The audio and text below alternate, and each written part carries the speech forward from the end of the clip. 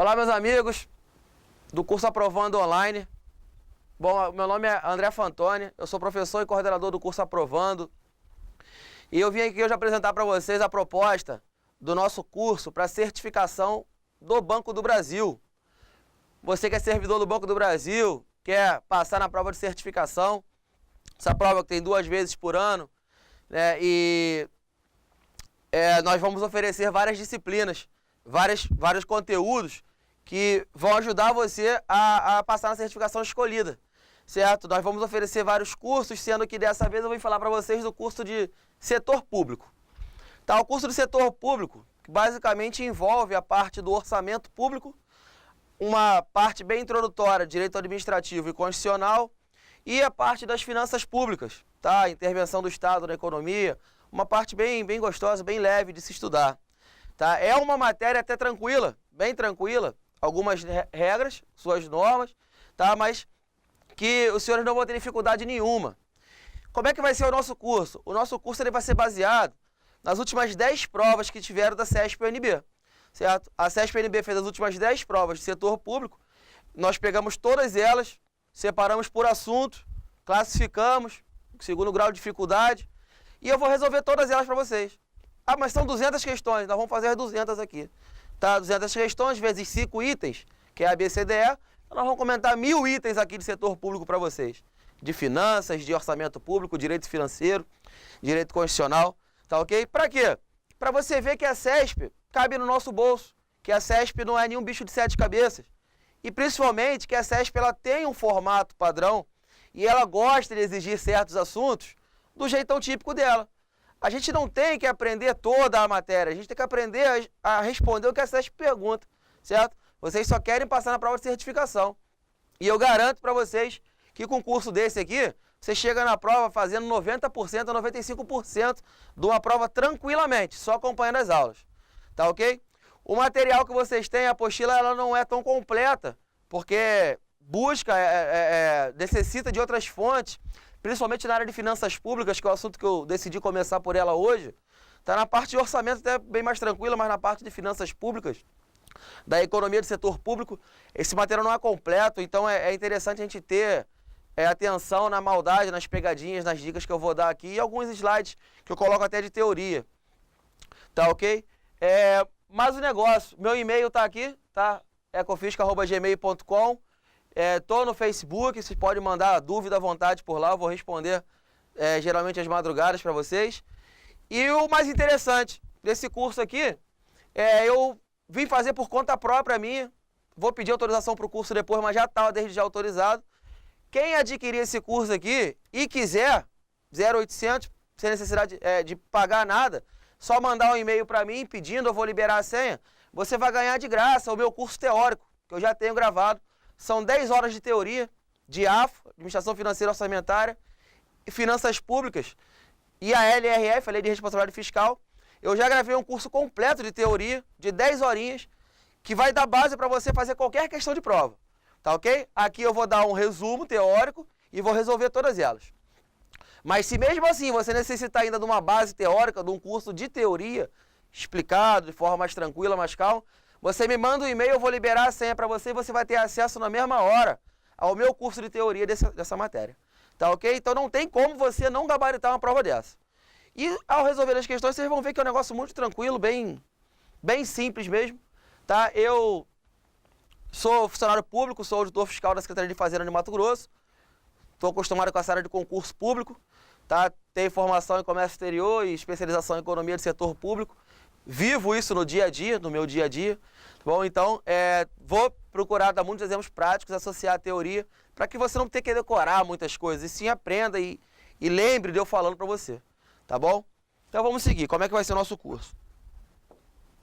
Primeiro, você tem que conhecer o teu inimigo, você tem que saber aonde você vai gastar energia. E você vai gastar energia onde vale a pena que a energia seja gasta. Tá? Então nós pegamos as 200 questões que caíram nas últimas 10 provas elaboradas pela CESP e fizemos um ranqueamento. Para quê? Para você saber o que é interessante você estudar, o que tem peso na sua prova e o que não tem peso. Por quê? Porque se você não tiver tempo para estudar tudo, aí você vai ter que priorizar o que cai. Tá bom? Por exemplo, os assuntos de direito administrativo e direito constitucional caíram 71 questões nos últimos 10 concursos. Representa 36% da prova. É um assunto tranquilo e esse assunto vai ser ministrado pelo professor Éder Rodrigues, tá? Servidor público federal, também é professor do curso Aprovando, que vai resolver essas 70 questões com vocês. Aí vem a parte de administração financeira e orçamentária, receita e despesa pública, principal assunto do orçamento público. Caíram 26 questões, 13% da prova. Ou seja, sempre cai, mas toda a prova cai, cai. Vai cair nessa, vai também, não tem jeito, vai ter que cair nessa. A Lei de Responsabilidade Fiscal, a Lei Complementar 101 de 2000. Você vai pegar e baixar essa lei, 50 e poucos artigos, vai ler ela toda? Não, você não vai entender ela toda. A gente vai resolver aqui e eu vou passar para você quais são os artigos mais importantes. Aqueles que você não pode deixar de saber. Aquele que traz alguns conceitos que você usa tanto para o orçamento público como na própria LRF. Aí depois vem finanças públicas, falhas de mercado, 22 questões. É o nosso assunto de hoje. Tá? Resolvi começar por ele, porque eu vou começar por finanças públicas. Depois nós vamos ver funções de governo, federalismo fiscal, tá? 22 questões, assunto pesado. Cai pelo menos 2 questões em cada prova, pelo menos. Teve prova, isso foi em 2010, caíram 4 questões. Bom, depois vem as leis orçamentárias. Plano plurianual, LOA, LDO, também cai bastante, 18. A parte da contabilidade pública, do balanço financeiro, algumas demonstrações, que é bem superficial, tá? A CESP não entra no mérito de você fazer a contabilidade, fazer lançamentos contábeis, não. Tá? Só conceitos básicos. Contabilidade pública, mas cai em 15 questões. Outro assunto de finanças públicas, que vai ser o assunto da próxima aula, funções de governo. As funções que o governo exerce, as funções econômicas que o governo exerce. Tá? O governo tem função de prover bem-estar social para a gente. Como é que ele faz isso? Vamos ver. Federalismo fiscal, a parte de tributação. O governo está aí para tributar também, não tem jeito, né? Alguns assuntos específicos do Banco do Brasil estão na sua apostila. Caíram 3 questõezinhas, mas vamos ter que fazer. Políticas públicas também 3 questões. E um outro assunto de orçamento público, que foi questão de repasse, um conceito de movimentação financeira, caiu uma única vez. Mas vamos resolver essa questão também. Mas é aquilo que você não vai perder horas de sono estudando esses assuntos, tá ok?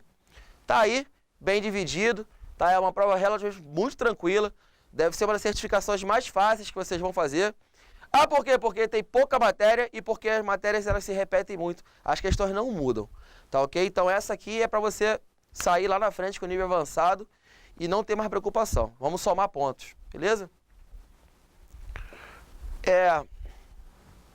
Então tá aí, finanças públicas e falhas de mercado.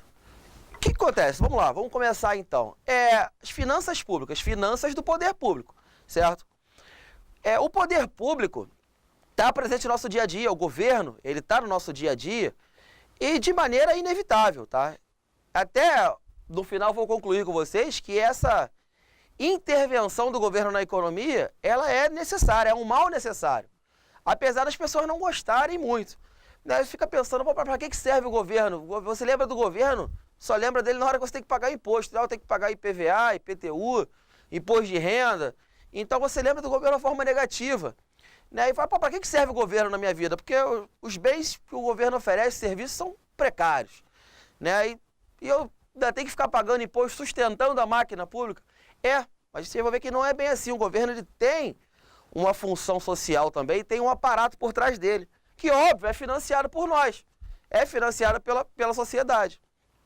Imagina uma situação que você, lá, gerente do Banco do Brasil, superintendente, né, com os mais altos cargos aí cobiçados pela sociedade, você ganhando seu salário lá de seus 25, 30 mil, não é isso, mais ou menos?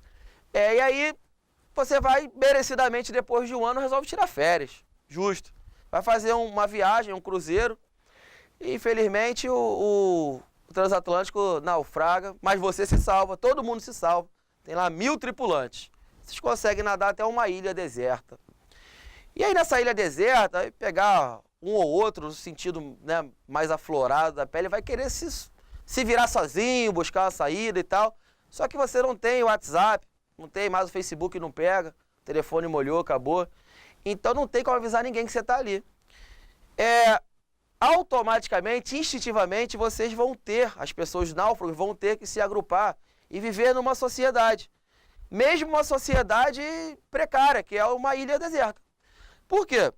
Porque vocês vão ter que trabalhar juntos para ter os esforços reduzidos. E aí fica imaginando, numa ilha deserta dessa, se alguém ficar doente, quem é que vai tomar conta? Quando duas pessoas estiverem discutindo, quem é que vai dizer quem está com a razão? Né? E quando, por exemplo, você dormir e alguém vier e roubar os seus proventos, seus alimentos, quem é que vai punir aquele infrator? Já pensaram nisso? Agora, pensa se o Estado existisse um Estado organizando aquela sociedade. Bom, se alguém ficasse doente, ia procurar um hospital. Quem é que provê o serviço de saúde? O serviço de saúde é um bem público, é o Estado que provê. Então, senti falta do Estado quando eu fiquei doente, né? Se duas pessoas estivessem discutindo, quem daria razão um ao outro seria a função que o Estado exerce de justiça. A justiça vai dizer quem está certo e quem está errado. Função de Estado. Né? E até mesmo quando alguém fosse pego roubando alguma coisa, furtando a comida de alguém, o Estado, cabe a ele o poder de polícia para punir aquele infrator, né? Com a pena devida. Então a gente vai ver que o Estado ele é essencial sim no nosso dia a dia. O Estado ele tem uma função muito simples, que é complexa, mas é uma função única, prover bens e serviços públicos para a sociedade. É para isso que ele existe. Ele tem que regular os serviços para que a gente tenha o melhor serviço prestado. Ele tem que prover diretamente serviços, tem que conceder, fazer concessões e permissões e indiretamente regular serviços. Tá? Ele existe no nosso dia a dia para poder regular as relações sociais e prover o maior bem-estar social para nós, que somos o Estado, que financiamos o Estado.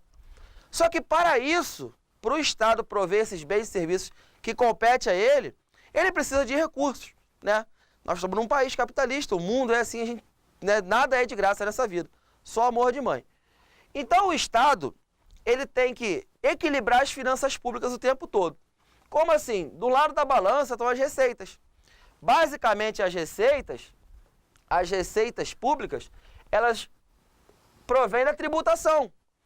Tem jeito, como é que 95% das receitas públicas provém da tributação. Quando eu falo Estado, gente, estou falando do Estado social. Tá? Estou falando do Estado, pode ser o Estado federativo, pode ser a União, pode ser um município, pode ser um território, tá ok? O Estado em si, a máquina pública. Então, o Estado ele arrecada as receitas para financiar as despesas, para ele executar as políticas públicas de governo. Você pega o plano de governo de um futuro chefe do Executivo, do Presidente da República. Qual é o plano de governo? Fazer reforma tributária, a reforma da Previdência, aumentar o PAC, construir mais estradas, aeroportos. Isso é um plano de governo. Ou seja, são as políticas públicas que o Estado vai oferecer. Só que para isso ele precisa de dinheiro. Sem dinheiro não faz nada. Tá ok? Então, a grande sacada do Estado, o grande malabarismo que ele faz o tempo todo, é saber equilibrar. Não ter a mão tão pesada que vá tirar o poder de sobrevivência da população, mas também a mão não pode ser tão leve que não seja capaz de financiar os gastos públicos. Tá? Então ele tem que equilibrar essa balança, arrecadando o suficiente para prover serviços com eficiência, com qualidade. Você fala, mas o serviço público é uma merda. Mas aí a culpa não é nossa das finanças públicas. Aí é o governo que não consegue executar da maneira mais eficiente. Vocês vão ouvir muito essa palavra durante o nosso curso. Da maneira mais eficiente. Tá ok? Aqui é teoria, a função dele é fazer isso. Mas ele não faz. Então eu não vou pagar tributo. Não pode. Tá? Porque tributo é mediante lei e por lei você é obrigado a pagar o imposto. Tá ok? Mas então isso aqui fica uma introdução para você entender o que nós vamos ter que jogar esse tempo todo. Receita e despesa pública, dinheiro público. Esse dinheiro, inclusive, não é deles. Não é do presidente, nem do governador e nem do prefeito. Esse dinheiro é nosso. Porque esse dinheiro vem da tributação. Nós somos tributados. Então nós financiamos a máquina pública. Nada mais justo que o governo oferecer de volta, nos dar em retorno, serviços públicos de qualidade e eficiência. Tá ok? Ah, mas não acontece isso. Ah, aqui não, mas de repente no Japão acontece, na Suíça, tá ok? A finanças públicas é uma só. Então vamos lá, gente. Seguindo, tá ok isso aqui? Tranquilo? Qualquer coisa pode mandar e-mail à vontade. Eu explico de novo, gravo um vídeo só falando sobre isso. O importante é você ficar com esse conceito na cabeça para você entender o que vem na frente. Tá? Aí vem as definições teóricas. Eu não vou ficar lendo slides aqui o tempo todo. Tá? Vocês têm o slide para ler. Vou explicar com as minhas palavras. Tá bom? Mas alguns pontos são interessantes porque são assuntos que eu tiro de livros. Livros estão na bibliografia de vocês. E é interessante a gente, às vezes, ter a parte mais didática, mais formal do conceito. Tá? Então, o que é finanças públicas? É o ramo da teoria econômica que estuda o comportamento da receita e despesa do governo. A finalidade essencial do Estado é a realização do bem comum, bem social de todos nós. Tá ok? O Estado atinge o bem comum por meio da satisfação das necessidades públicas. Todos nós temos necessidades, tá? As mulheres têm mais que os homens, óbvio, que é necessidade de bolsa, sapato. Mas não só essas, necessidades públicas. Qual é? Todo mundo necessita do serviço de saúde, do serviço de justiça, de segurança nacional, iluminação pública, qualquer que seja, educação. Né? A gente precisa de serviços públicos. E o Estado tem que prover isso da maneira mais eficiente possível. Para satisfazer as necessidades públicas de forma eficiente, o Estado precisa não somente arrecadar, mas também gerenciar e aplicar corretamente esses recursos. Não adianta, o Estado está arrecadando bilhões e aí gasta de forma errada, gasta de forma displicente, a gente não vai ter as nossas necessidades satisfeitas. Tá? Se eu não estiver satisfeito, o Estado não cumpriu o objetivo dele. E é o que vem acontecendo. Bom, as finanças públicas têm por objetivo manter o equilíbrio das contas do Estado, da atividade financeira do Estado. Tá ok, gente? Isso aqui é a definição mais formal das finanças públicas. De onde se deu essa intervenção do Estado na economia? O Estado é abusado, ele sai entrando na economia e caguei? Não, ele tem um históricozinho, né? Antigamente, na visão dos economistas clássicos, eles defendiam o Estado mínimo. O que era o Estado mínimo? Era a época do liberalismo econômico, laissez-faire, né? Grandes pensadores da época como Adam Smith, que levantavam essas correntes, falavam o seguinte: não, a função do Estado, gente, é só intervir no mínimo possível, só naqueles serviços em que não teria a opção da iniciativa privada entrar. Por quê? Porque não tinha interesse. Serviço de meteorologia, isso não dá dinheiro para ninguém, então o Estado provê. Segurança nacional, né, proteger nossas fronteiras, bota as Forças Armadas, o Estado. Mas na economia em si, no mercado, o Estado não poderia intervir, porque os clássicos acreditavam que o próprio mercado, pela lei da oferta e da demanda, se autoajustava, tá? Se autorregulava e não precisava de intervenção nenhuma, que ele sempre ia no longo prazo se ajustar. Acontecem problemas, né, gente? Em 29 deu uma crise, por exemplo. Quebra da Bolsa. E aí? E aí o Estado se desregulou todo. E aí o mercado privado não conseguia mais atender necessidades da sociedade. E aí, gente? E aí corre para quem? Aí corre para o Estado, né? Então, nessa hora, o Estado foi obrigado a intervir. Por quê? Porque o mercado privado, por si só, não conseguia sozinho suprir necessidades que a sociedade precisava. O mercado fala o seguinte: beleza, eu vou intervir na economia. O Estado falava: eu vou intervir na economia porque o mercado gerou falhas. O que são falhas de mercado? Fala, nosso assunto na matéria de hoje. Sim, mas falhas de mercado são as falhas que o setor privado deixa e que o poder público tem que intervir na economia corrigindo. Só que para que ele corrija essas falhas de mercado, ele é obrigado a se aparelhar antes, se estruturar, tributa, impõe a tributação, arrecada recursos. Agora sim, vamos financiar os gastos. Algumas de forma direta, outras de forma indireta, regulando o mercado. O poder público ele não é obrigado a prestar diretamente todos os serviços públicos. Ele pode prestar através de concessões, de permissões, certo? Através de terceiros, empresas ou consórcios. Tá ok? Nesse caso, ele é obrigado a regular e editar normas sobre isso. Então, as falhas de mercado são os gaps, as lacunas que o setor privado deixa e que o Estado é obrigado a intervir para corrigir essas falhas de mercado. Porque se o Estado não corrige essas falhas de mercado, a gente não consegue chegar na eficiência. O que é eficiência? É nós, sociedade, estamos satisfeitos com os serviços que são prestados, tá? Com os serviços que o Estado me dá de retorno por ter me tributado. Eu dou dinheiro para o Estado tem que me dar um retorno em bens e serviços. E esse retorno tem que ser eficiente. Só que enquanto tiver falha de mercado, eu não consigo alcançar a eficiência. Tá? Então, por isso que o Estado intervém, para tentar corrigir essas falhas de mercado. E quais são essas falhas de mercado?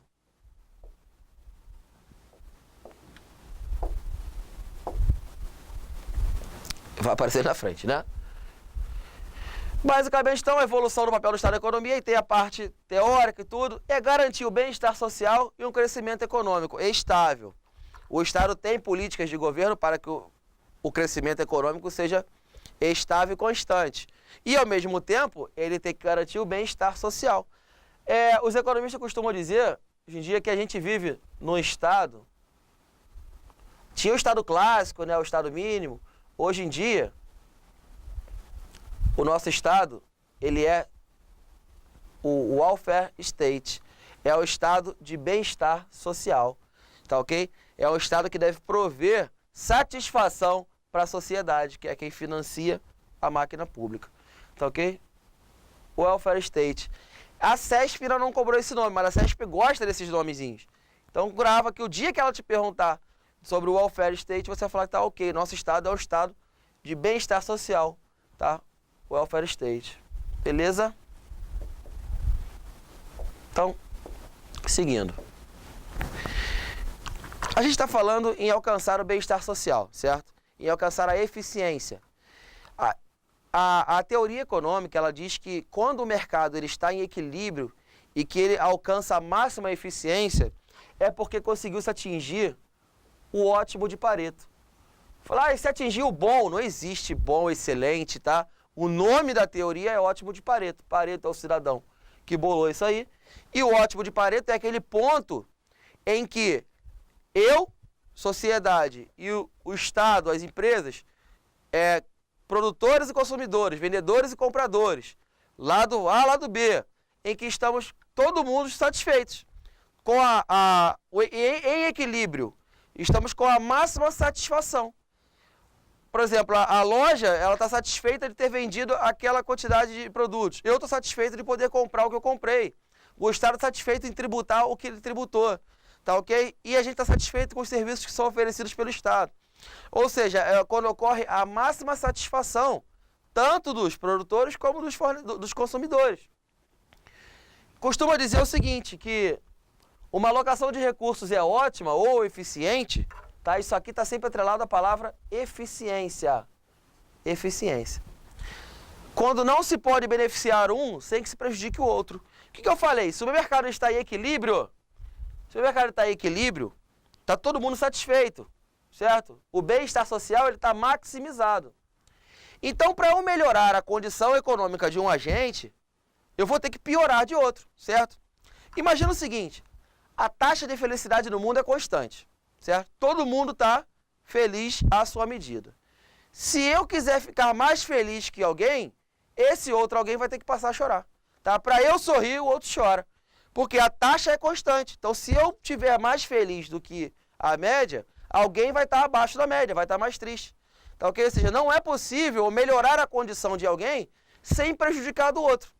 Tá? Isso retrata o equilíbrio de mercado.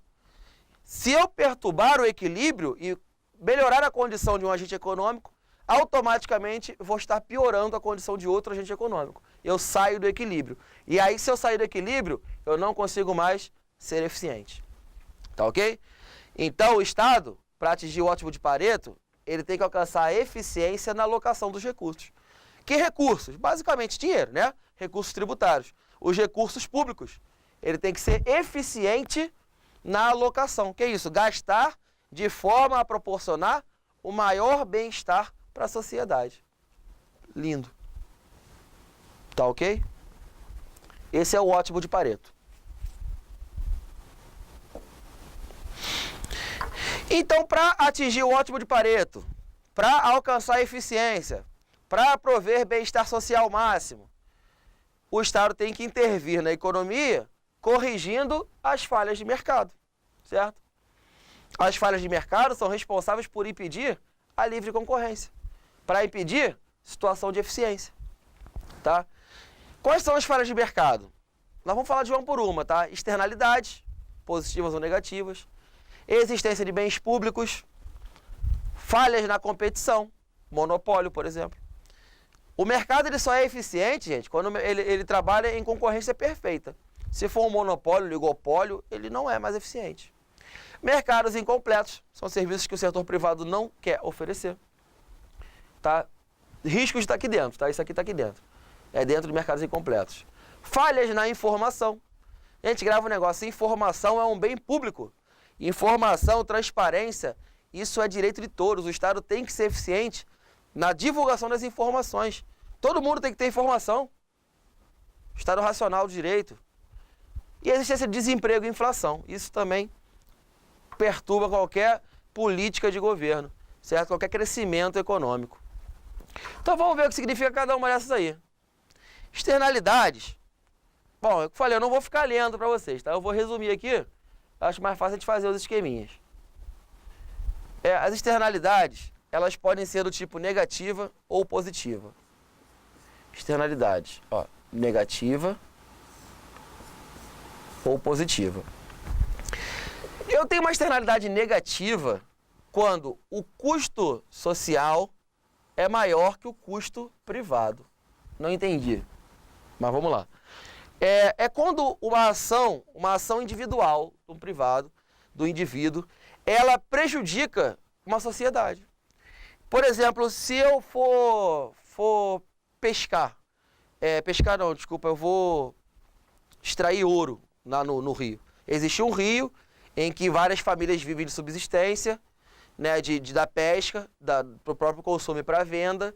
E quando eu for extrair ouro, eu vou fazer a limpeza de minério e tal, a gente usa aquele mercúrio, né, para tirar as impurezas do ouro. Aquele mercúrio ele vai contaminar toda aquela parte do rio e vai matar os peixes. Ou seja, uma ação minha, privada, ela prejudicou toda uma sociedade, a população ribeirinha que mora ali em volta. Então, essa minha ação de jogar mercúrio na água gerou uma externalidade negativa. O Estado tem que intervir, não pode isso acontecer. O Estado pode intervir de duas formas. De forma preventiva, como? Através de cotas ou regulação. Prevenção, só não pode. Existem épocas para fazer isso, existem limites de quantidade. Tá? Aqui no estado do Mato Grosso existe a Piracema. Piracema é uma época que você não pode pescar, porque os peixes estão se reproduzindo. Isso é uma cota temporal. Durante aquele período não pode se pescar. Então o governo está agindo de forma preventiva. Mas se não funcionar, o governo é obrigado a agir de forma repressiva. Aí ele vai impor multas, vai ter que impor sanção, tá? Vai legislar. Por exemplo, lei antifumo. Lei antifumo é um exemplo de prevenção. Aí se o camarada vai lá e fuma dentro do restaurante, aí o Estado vai e pode multar aquele estabelecimento. Age de forma repressiva depois. Tá ok? Então aqui o Estado vai intervir regulando ou sancionando.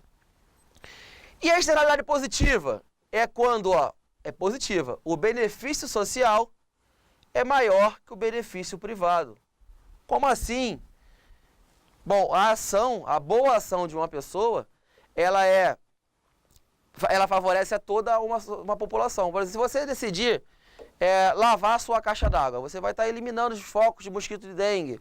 Se você decide varrer a sua rua, né? Ações que você pode tomar que vão favorecer não só você mesmo, mas toda uma população que está ali. Então, mas isso não é bom, Fantoni? É bom. Mas então por que é uma falha de mercado? Porque isso aqui é feito de forma insuficiente por todos nós. Infelizmente, a gentileza não está gerando gentileza. Então, o governo também tem que intervir subsidiando esse tipo de ação.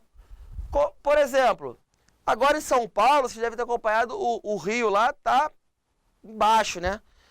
Então, o Estado ofereceu um benefício, qual foi? Um desconto na conta de água de quem conseguir economizar.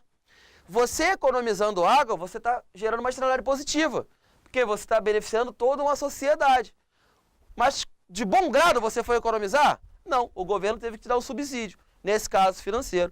Ele te incentivou a praticar uma boa ação, que é gerar uma externalidade positiva, economizar água.